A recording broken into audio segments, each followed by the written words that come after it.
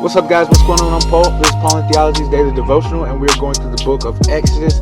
We are in Exodus chapter 6, verse 2 and 3. Exodus chapter 6, verse 2 and 3. So if you haven't read it yet, stop the tape, check it out, see what it has to say, come back, and we're going to answer some questions. If you have read it, we're going to answer these questions right now. We're going to jump into it. What's going on in the scriptures? What's actually happening? When when Moses made this complaint to Yahweh, to God, God answered him. And he spoke to him. He told him that with a strong hand is the only way they're going to drive him out of the land. And then now he gives him even more reassurance with his name. Now, if you've been reading through Genesis and Exodus with me, and even in the New Testament, we talk a lot about names. We talk about the fact that when a person is given a name or declares their name, that it is a part of their character. It is who they are. And this is how God speaks to Moses in this very instant. He says, I am Yahweh. I am Yahweh. And he spoke to Moses earlier to him about his name being Yahweh.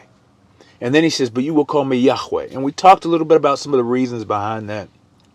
But I think here we're going to see a little bit more understanding of what that means.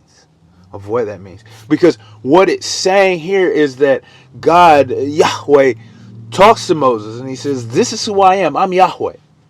And he says, man, I'm the God of Abraham, Isaac, and Jacob. And he said, I didn't even reveal myself as Yahweh to them. I revealed myself as El Shaddai. And so in every instance, in every moment, God reveals himself the way in which we need to have it. We need to understand it. And the reason I'm saying it like this is because we see in the Old Testament that they call Yahweh, Yahweh by his name, right? But in the way in which he presented himself, that he revealed himself to them, the way he showed the character of what his name means was different to the patriarchs than it is to Moses and his people. He set it up. He set it up through them because we see, he says, by powerful hand, I'm going to let you out. Well, El Shaddai means God Almighty, powerful God. And so whenever he revealed himself to the patriarchs in that way, by giving them a land, by giving them a child, when they didn't seem that they had the power to do so, when he does all these things, he's been revealing himself as the God of power. And now that the people are going to see him as Yahweh or Yahweh, then that understanding or foundation that God has the power is already there. Now, his name, which he comes by, which is pure existence, some say means that I will be with you, the one who was with you, the one who will be that which he needs to be to you. Says that, man, he is going to make them his people, and he's going to cause them to live, cause them to exist. He's going to walk with them in a wonderful and miraculous way like he has not walked with a people before. Man. That's why he says, I do this by my name. I do this by my name. And we're going to see that even a little bit further as we continue to read. So what does this say about God?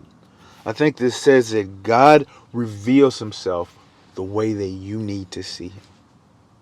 God shows himself, manifests himself according to where we need to be met.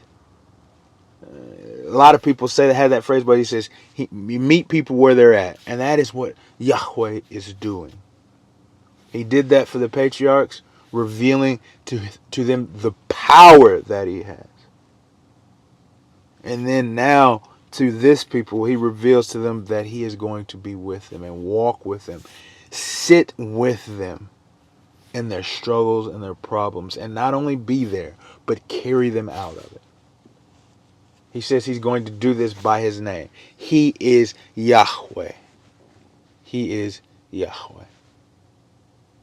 What's this say about mankind?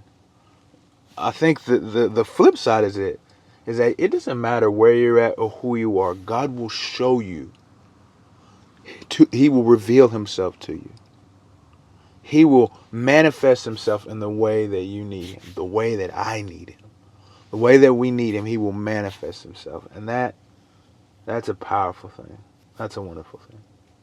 That we don't have to worry about setting ourselves up or becoming something so that God can make himself known. No, he will make himself known to us in a way that we can comprehend and understand as long as we seek him.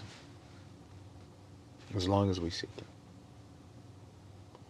So how do we apply these truths to our lives, guys? That's the question, man. What we do is we recognize this character of God being displayed, that he will reveal himself in a way that we need him.